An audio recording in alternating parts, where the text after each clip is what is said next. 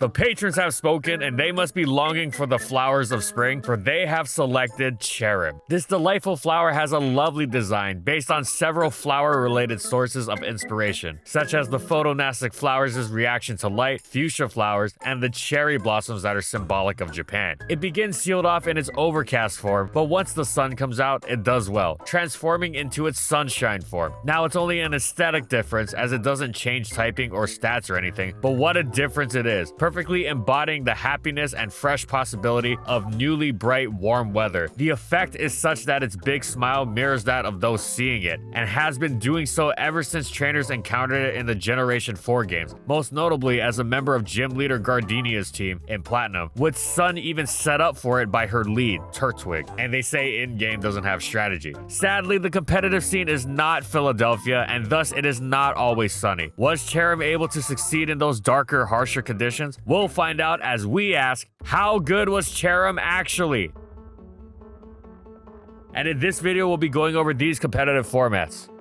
Cherrim's ability Flower Gift is entirely unique. If Sun is active, both its attack and special defense receive a +1 boost. This had incredible threat potential. One flaw of most sun-abusing grass types, like chlorophyll sweepers, was that, unlike their rain-abusing water-type counterparts, the weather the grasses abused didn't boost their stab. Cherrim not only had its stab boosted, but all of its physical attacks. Plus, on top of that was the significant bonus of having its special defense boosted as well, making it harder to take Cherrim out in return. You couldn't just throw an Ice Beam or Hidden Power Ice at it to make it go away. Cherrim also had another advantage over many other grass types in the form of Weather Ball, which under the sun was more than twice as powerful as Hidden Power Fire. Not only was it incredibly strong, but it also freed Cherrim up to run another type of hidden power, such as Ground, to hit fire types. Furthermore, Cherrim could potentially take a cue from the likes of Jumpluff, which was a sun abuser, but more in the utility sense, using Chlorophyll to fully enable its Subseed antics. Cherrim wouldn't go the speedy route, but instead was envisioned by some players to use that sun-fueled special defense boost to more efficiently take on the role of a hit taker, using the opportunities for the free turns it get from switching in to dip into its superb utility move pool. Not just Leech Seed, but the rarer, incredibly valuable Aromatherapy as well. It could even heal itself for enormous amounts with sun-boosted synthesis. So with all these tools at its disposal, how did Cherrim perform? Well, Cherrim didn't perform badly, but that's because it didn't perform at all. Right from day one, even all the way down in NU, Cherrim was still passed over because it was so obvious it was terrible. All kinds of pokes who turned out bad still experimented with, but not Cherrim. What was so bad about it? Well,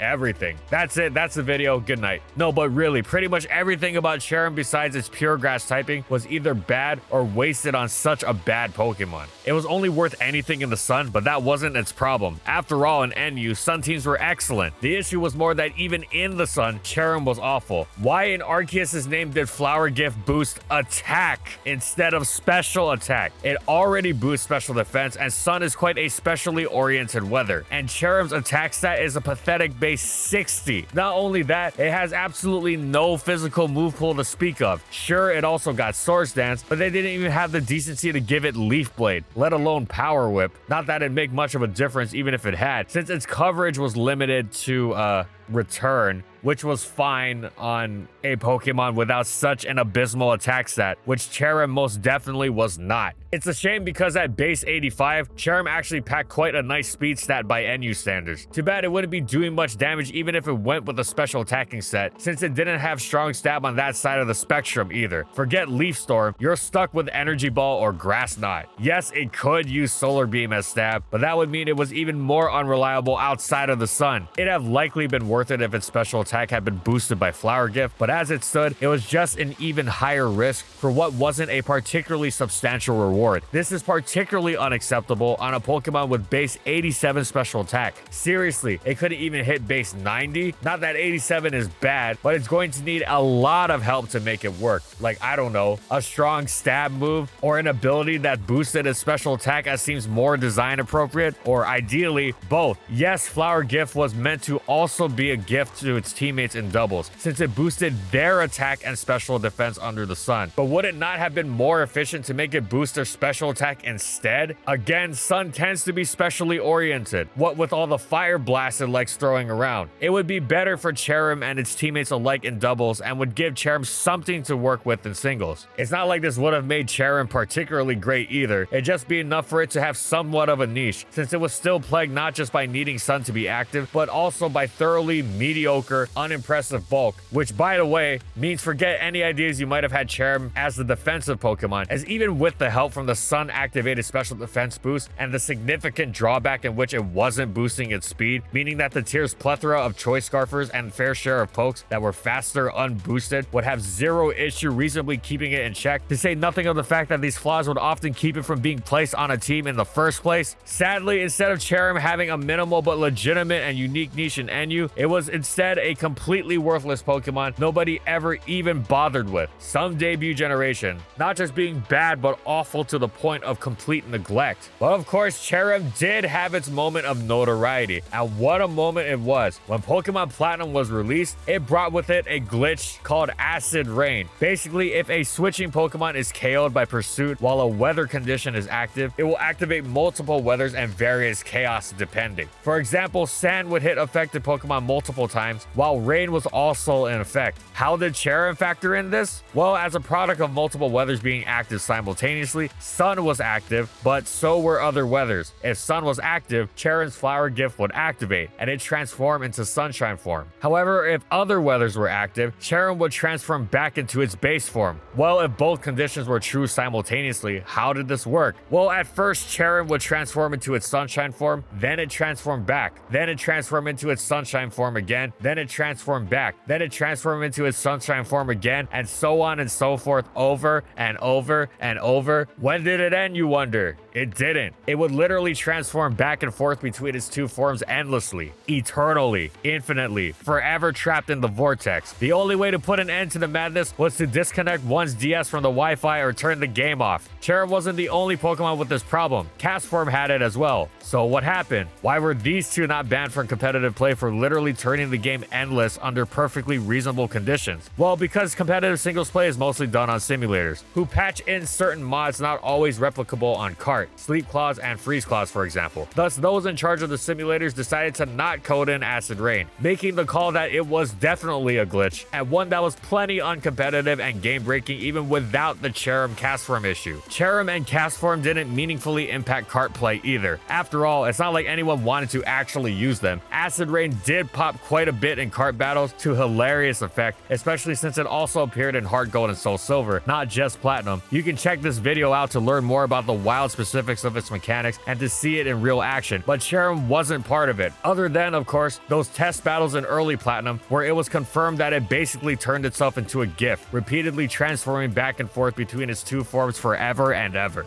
Doubles was the preferred format for Cherrim's Flower Gift ability, especially in VGC 2010, where it was supported by Groudon's automatic Perpetual Sun. Of course, Cherrim was still an abysmal Pokemon, what with its frailty and weakness, so it was the furthest thing from a VGC staple imaginable, and was almost never used. Almost. It did have one placement, and it wasn't just any old appearance. In the junior division, Shota Yamamoto won Worlds with it, with Cherrim surrounded by a cast of Ludicolo, Cresselia, Palkia, Ho-Oh, and of course the obligatory Groudon. The benefits of Flower Gift were on full display. Should Shota be able to control the weather, which his team was well equipped to do, every Pokemon on his team loved the special defense boost, especially Groudon, whose special defense was one of its few, not weak points, just less incredible points. However, now it was more, and on top of that, it also became even more earth-shatteringly powerful with the attack boost. Ho-Oh also became even more incredibly strong, sending the strength of its Stab Sacred Fire in the sun to obscene levels, and was downright unbreakable on the special side. Now, not much information exists about the finals, but from the official Pokemon YouTube channel's video on the subject, Cherrim was on the field when the final KO was scored. Finally, some actual success for it, and congrats to Shota for making its unique talents work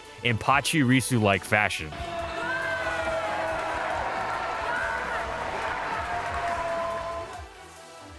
Would Generation 5, bringer of the Dream World that blessed so many unfortunate Pokemon with amazing hidden abilities that propelled them to viability, be kind enough to help Cherrim, who so desperately needed it? It certainly wasn't going to become OU viable like the Pokemon which brought permanent Sun to standard play for the first time, Ninetales, but at least some sort of niche in NU would be great. Maybe it could get a cool new addition to its move pool too. Hey, what if its ability got buffed to be better than what it was previously? That'd be great. Yeah, keep dreaming, because as soon as you woke up, you were thrust into a nightmare that was all too real, as Cherrim got approximately 2 new tools, Jack and Okay, it got Healing Wish, which was great, and it received a buffed Growth, which doubled both attack and special attack in Sun. How perfect can you get? But there were many Pokemon that were much better that also got these moves, and thus Cherrim didn't stand out at all. What with that appalling stat spread and lack of offensive move pool, brandishing this big pile of nothing as it did, Cherrim was once again so utterly worthless, even in the depths of NU, to not even merit a thought, let alone usage. The completely hapless Cherrim saw Generation 5 fully opened the door of despair on it, kicked it through, and slammed the door shut again before it had even landed.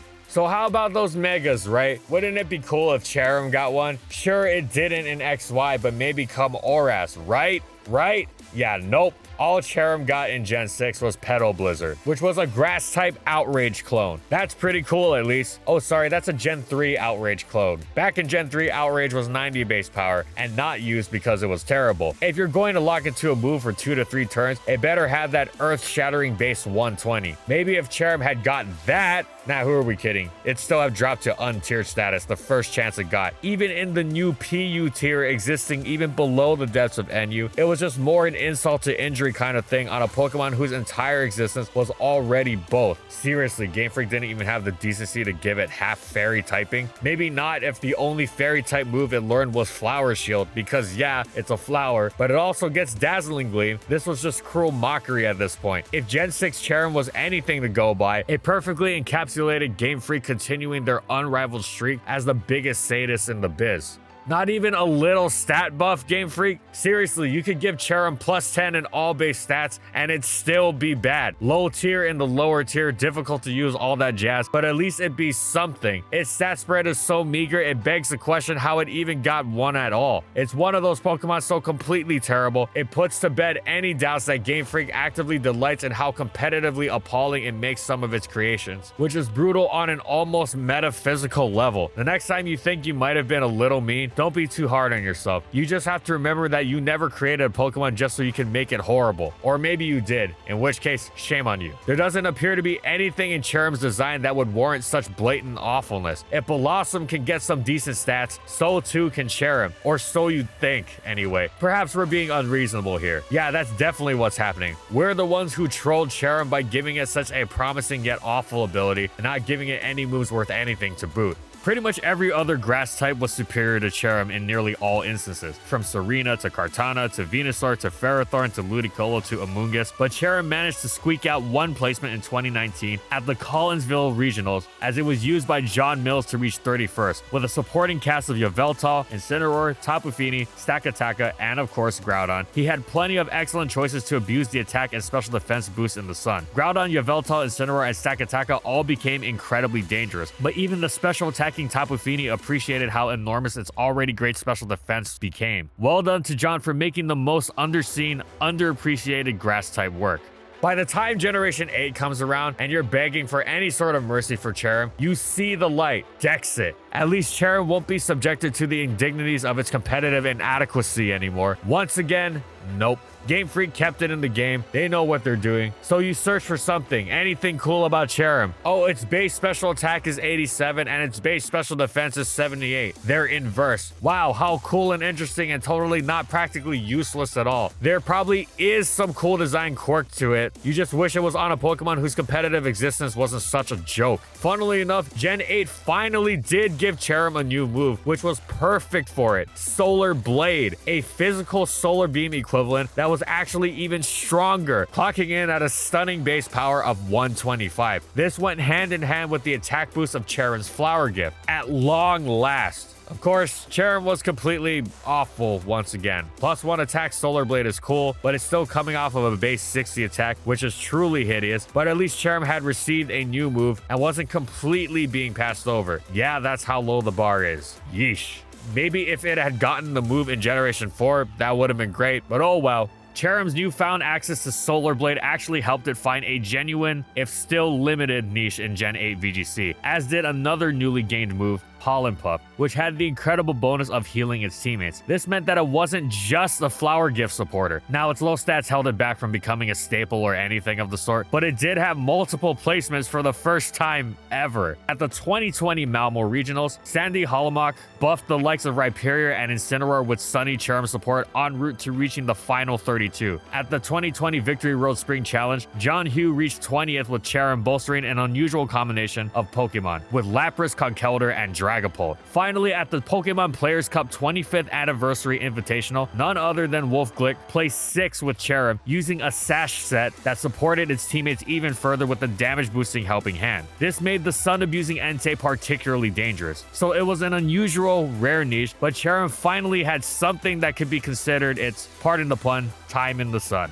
And that's it. So how good was Cherrim actually? Good grief, it was bad. It has never had any sort of singles competitive worth or usage at all. Its stats are average to terrible, its move pool is poor, and worst of all, its own ability is a troll of what could be. For some reason, it boosts its horrendous attack stat instead of its usable special attack. Cherrim is one of those Pokemon which reveals the purposeful streak of brutality in Game Freak's design. It has suffered and languished far too long. Fortunately, this applies only to singles. Cherrim's not exactly a VGC staple, but it's had some cool appearances. It won Worlds in the Junior Division in 2010, had a decent appearance in 2019, and had a handful of appearances in Gen 8. But still, hopefully, if it comes back in Generation 9, it will have a statistical overhaul or something. A happy Pokemon like Sunshine Cherrim deserves better. Thanks for watching, everyone, and thank you so much to our patrons for continued support of our videos and for voting for this useless Pokemon for this month's patron pick.